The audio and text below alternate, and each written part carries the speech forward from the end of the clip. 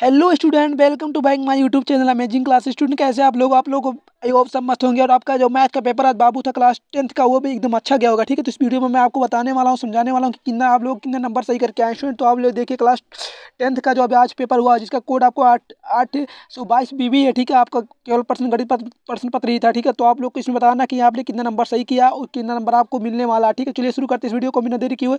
और देखिए, आप लोग ये निर्देश को आयोग सब अच्छे से पढ़ ले होंगे, सबको समझ भी आ गया होगा। ठीक है, क्या करना होता है। ठीक है, तो वहाँ पर देखो पहले आप कि बहुविकल्पीय प्रश्न में कहला पहला प्रश्न तुम्हारा है कि एक परिमेय संख्या एक अपरिमेय संख्या का योग क्या होता है। तो बाबू तो जानते हो हमेशा क्या होता है, तो वो हमेशा अपरिमेय संख्या हमेशा जो होती है वो प्राकृत संख्या, यानी कि जो हमेशा इसका राइट आंसर होगा स्टूडेंट, वो क्या होगा, वो हमेशा आपको परिमेय संख्या ही होगा। ठीक है बाबू, इसमें आपका परिमेय संख्या ही होगा। दूसरा आपका प्रश्न यहाँ से बनने वाला कि संख्या 156 का अभाज्य गुणनखंड होगा। बाबू जानते हैं इसमें कौन सा राइट आंसर है। इसका राइट आंसर आपका वो ये वाला आपका बी वाला ऑप्शन राइट है, इसमें बी वाला आंसर आपका सही होगा। ठीक है, उसके बाद तीसरा क्वेश्चन आपका बाबू है कि 3x plus 5y 3x minus 5y बराबर से 7/3 को अनुपात जो समान मान होगा। बाबू जानते हो क्या होगा, वो कौन सा अनुपात होगा बाबू, कौन सा मान होगा आपका स्टूडेंट, वो होगा आपका तीसरा, यानी कि बी वाला आपका राइट आंसर सही होगा। ठीक है, समीकरण 3x² माइनस 2x प्लस 1/3 को बराबर वेक्टर जो होगा बाबू जानते हो, वो वेक्टर इसका क्या होगा स्टूडेंट, वो वेक्टर आपका एक होगा।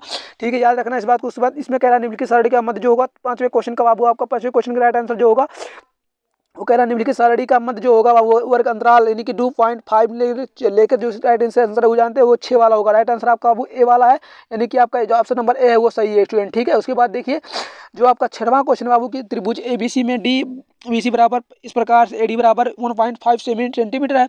फिर क्या है, DB बराबर 3 सेंटीमीटर बाबू। उसके बाद AE बराबर 2 सेंटीमीटर AC की होगी बाबू। तो AC का आपको मान ज्ञात करना, तो AC जो AC का वैल्यू आपको था बाबू, वो आपका जो AC का मान था वो आपका ये वाला सही होगा। ठीक है, ऑप्शन नंबर जो आपका ये वाला है 4.5, ये आपका राइट आंसर है। ठीक है, 4.5 आपका सही है बाबू। इसमें देखिए क्वेश्चन नंबर आपका, ठीक है, क्वेश्चन नंबर आपका ये देखिए, क्वेश्चन नंबर आपका 7, इस साथ में आप क्या सही करके आए वो आप देख लेंगे। ठीक है, इसमें जो और आपका कह रहा है बिंदु 2, 3 और 4, 1 के बीच की दूरी जो दूरी होगी बाबू जानते हो क्या होगी, 2 मात्रक। ठीक है, राइट आंसर आपका ये वाला होगा। स्टूडेंट जिनका भी ये लोग आपको टिक करके आए वो सही है, वो इनका बिल्कुल अच्छी सही है। ठीक है, उसके बाद देखिए 8वां क्वेश्चन की यदि द्विघात समीकरण 3x² माइनस 4x एम बराबर मूल हो, तो एम का जो मान होगा क्या होगा स्टूडेंट, एम का मान क्या होगा बाबू, तो एम का मान हमेशा जानते हो यहाँ एम का मान बाबू हमेशा ऑप्शन नंबर ए आया 4 वाला राइट आंसर होगा। ठीक है, 15 और 20 25 FCA का उनका LCM क्या होगा स्टूडेंट जानते हैं, यहाँ 150 ऑप्शन नंबर जो आपका ए वाला है वो सही है। ठीक है, 150 जिनका आया वो सही है बाबू। क्वेश्चन नंबर आपका यहाँ से,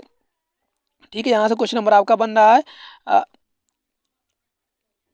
9वां। ठीक है, देखिए 9वां में कह रहा है कि एक AP बराबर 30 इंच समांतर होगा। तो जानते हैं यहाँ क्या होगा, यहाँ जो होगा यहाँ एक आंसर होगा। ठीक है, आपका ऑप्शन नंबर बी सही होगा। ठीक है, वहाँ पर देखिए निम्नलिखित सारणी का मध्य वर्ग क्या होगा बाबू, तो जानते हैं मध्य वर्ग जो इनका होगा वो 10 से 5 तक होगा। आप लोग देख लीजिए। ठीक है, 10 से 5 तक मध्य वर्ग जो होगा बाबू, इस क्वेश्चन को आप मुझे कमेंट करके बताएंगे आपने क्या लगाया। ठीक है, आई होप मेरे हिसाब से ये सही है, लेकिन आप उसको बता देंगे। ठीक है स्टूडेंट, उसके बाद देखिए यहाँ 10 के लिए tan A बराबर 2/sin cos A, तो A/sin का cos का मान पूछा बाबू। यहाँ जानते हैं A/2 अंडर A 1/B होगा। ठीक है, राइट आंसर आपका बी वाला होगा स्टूडेंट। उसके बाद के लिए एक वृत्त केंद्र से 25 सेंटीमीटर दूरी स्थित बिंदु वृत्त पर रेखा की लंबाई क्या रहती है। यहाँ पर देखिए, यहाँ पर आई होप ये वाला सही है। आप लोग क्या कमेंट किए लगा कर आए हो मुझे कमेंट करके जरूर बताएंगे बाबू। ठीक है, देखिए उसके बाद क्वेश्चन नंबर यहाँ से आपको बना कि मीनार की ऊंचाई 20 सेंटीमीटर की जमीन पर बनने वाली इसकी छाया की 2 अन्य कोण का अनुपात क्या होगा जानते, तो वो आपका क्या होगा 90, यानी कि ऑप्शन नंबर बी वाला होगा। ठीक है स्टूडेंट, उसके बाद देखिए 14 सेमी त्रिज्या के एक वृत्त का एक चाप उसके केंद्र पर 30 कोण अंतरित करता है, संगत त्रिज्या का क्षेत्रफल होगा।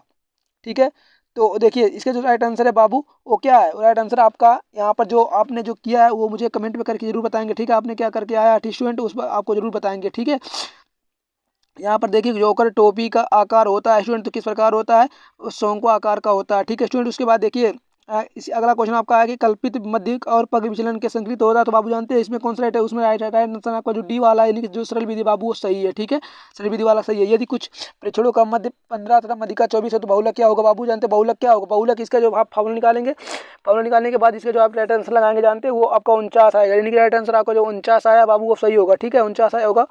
ठीक है, वो सही होगा। एक पासे को एक बार फेंका जाता है तो एक सम संख्या प्राप्त होने की जो प्रयोगता होगी वो क्या होगी, 1/2 होगी। नहीं, राइट आंसर आपका बी वाला होगा। उसके बाद लास्ट प्रश्न आपका है, अच्छी प्रकार से फेंटे हुए ताश में 52 पत्ती में से एक पत्ते को यथाचित निकालने में पत्ते की रानी होने की प्रयोगता होगी। बाबू जानते हो क्या होगा, वो 1/13 होगा। ठीक है, आई होप आपने 20 नंबर अच्छे से किया होगा। ठीक, 20 नंबर आपका किसी गलत नहीं होना चाहिए बाबू। और अगला प्रश्न जो आगे का प्रश्न है वो सब आपको फॉर्मूले पे डिपेंड होता है। आपको फॉर्मूला अच्छे से आया तो आपने तैयार किया होगा। ठीक है, मुझे कमेंट करके जरूर बताइएगा कि आपका कितना नंबर सही गया आज के पेपर में। ठीक है, और अगला पेपर जो साइंस आपका है उसमें आप कितनी अच्छी तैयारी करने हैं। ठीक है, तो बाबू चलिए मिलते हैं अगली वीडियो में, तब तक के लिए जय हिंद, जय भारत, वंदे मातरम।